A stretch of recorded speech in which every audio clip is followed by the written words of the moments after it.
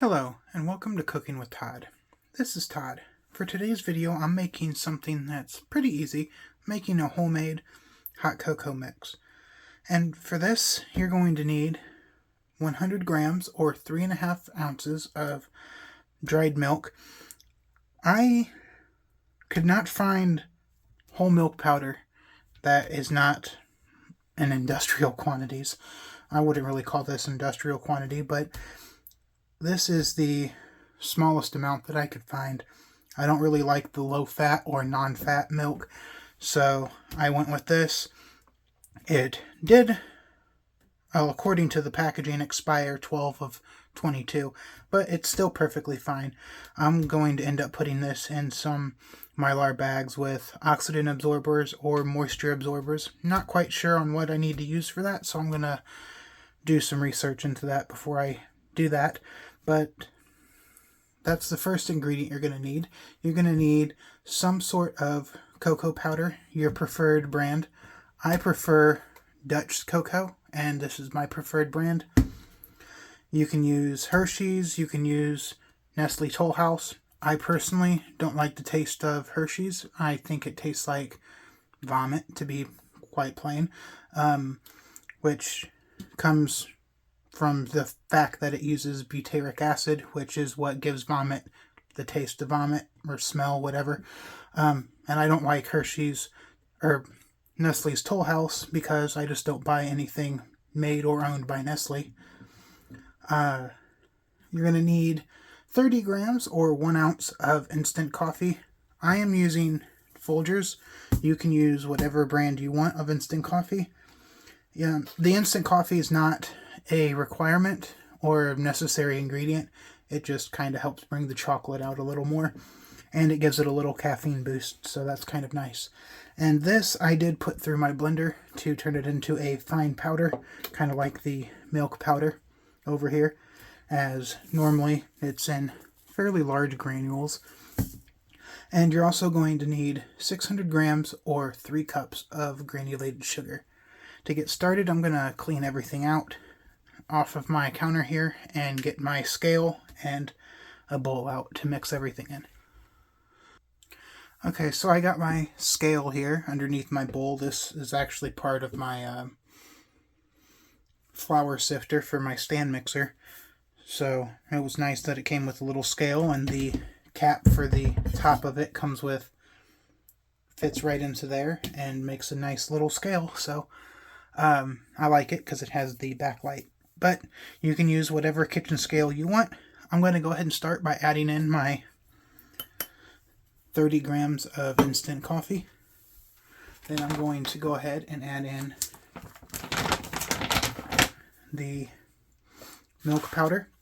I'm going to zero my scale out and switch that over to grams.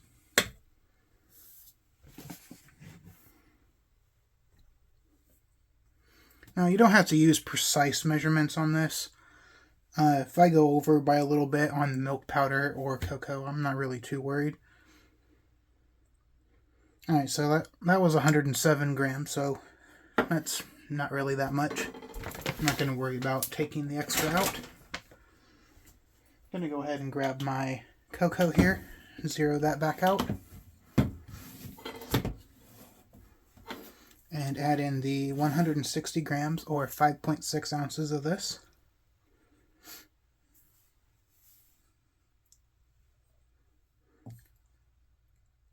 And if you don't want to put your coffee through a blender or something to turn it into a powder, that's fine. I just like to do that because it pretty much ensures that everything's going to have the same amount of coffee.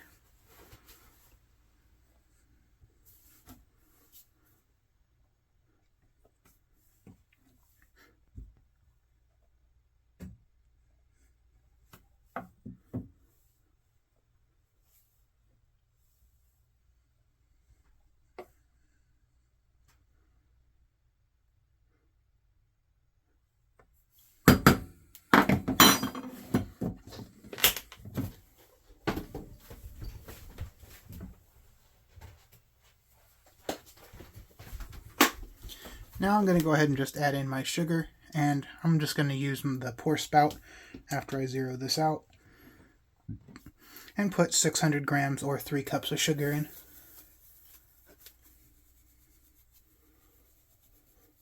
Okay, so I got all my sugar and everything in. I'm going to go ahead and remove my scale. And I'm going to just give this a good mix to incorporate everything.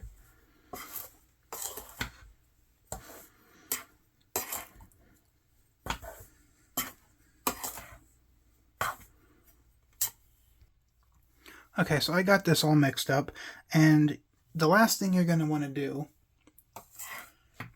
is you're going to want to put it through a fine mesh strainer or a sifter of some sort, and that's to get all these little clumps there out, which that's mainly, probably I'm going to say this, the cocoa. I don't think it's the powdered milk, as it don't really look like the powdered milk, so I think that incorporated just fine. So it's the cocoa. So I'm going to go ahead and put this through, and I'm just going to take it from this and put it into another bowl. And that's pretty much it. Here is a batch that I made the other day. And this one is a little different. I think I used more cocoa in this, so don't know if you can see the difference of color, but that's darker. So I'm going to go ahead and probably just mix these two up now while it's out, and just to get that out of the way. And I do like to store them in half-gallon ball jars.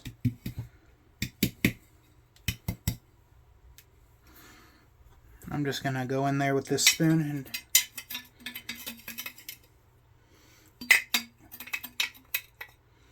I don't really use my half-gallon jars for anything but vacuum sealing, so I'm not really worried about putting something metallic in there.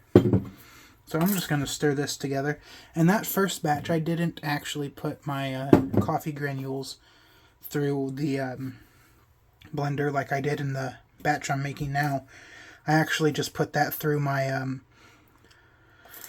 flour sifter about 5 times to achieve the same thing. It's more time consuming, so I would definitely